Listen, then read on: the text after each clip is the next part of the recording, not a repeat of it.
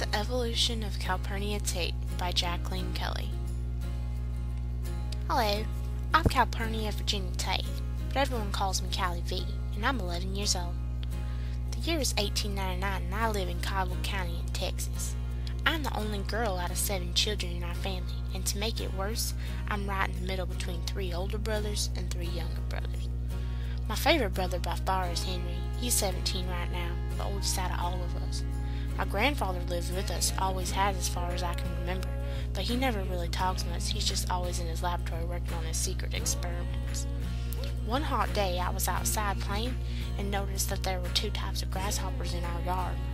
Being the curious 11-year-old I am, I went to my family members to see if they knew why the big grasshoppers were yellow and why the small grasshoppers were green. My mom, my dad, and my brothers didn't know the answer, and even though I dreaded asking my grandfather, I knew he was probably the only one who knew.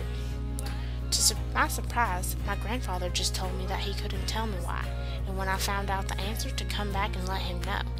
So as I thought really hard about it, I remember hearing about the scientist Charles Darwin in his book The Origin of Species, and I thought maybe this question could be answered by that book. My local library didn't have the book because it was so controversial with the Bible. No one wanted to believe in evolution. To my surprise, I went back to tell my grandfather I thought the reason why the grasshoppers were different was because they evolved to being yellow.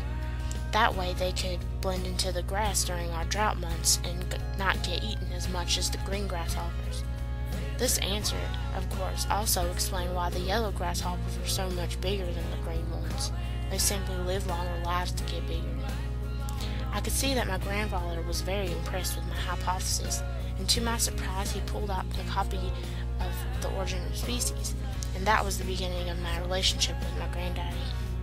He took interest in me and started teaching me about wonderful scientists such as Sir Isaac Newton, Ptolemy, Copernicus, Kepler, and so many more.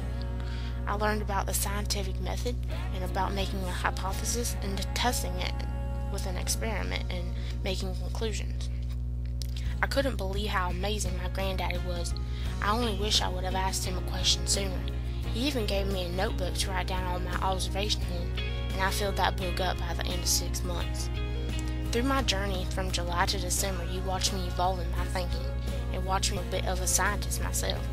I will tell you of my horrible piano lessons, my grandfather's war stories, my mother's special drink that makes her better, my brother's love sickness, the holidays, and of course whether or not the world's ended the millennium when it turns 1900. I will tell you of all the science that I learned. This is my story, the evolution of Calpernia Tate.